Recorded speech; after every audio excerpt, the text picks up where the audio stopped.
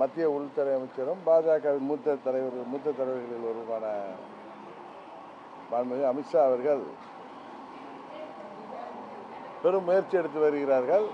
அதனால தான் இந்த என்டிஏ கூட்டணியை பலப்படுத்தி கொண்டு வருகிறார்கள். அதனால தேர்தல் நேரத்தில் தெரியும் சொல்லியிருக்காரு. என்னன்னு வெயிட் பண்ணி பார்ப்போம். அதாவது ஏற்கனவே ஏப்ரல் 11ஆம் தேதி அவர் இதை தான் சொன்னார், எங்கள் என்டிஏ கூட்டணி ஆட்சி அமையன்னு. நீங்கள் பல முறை கேட்டப்போ அமித்ஷா அவர்கள் இதைத்தான் சொல்லியிருக்காங்க.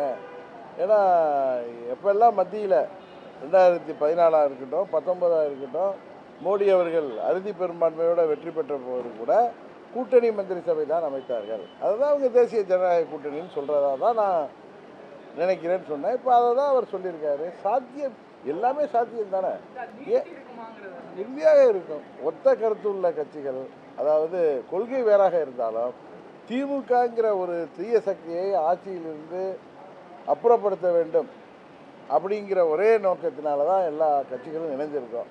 அதனால் உறுதியாக அது சாத்தியம்தான் என்று நான் உறுதியாக நம்புகிறேன்.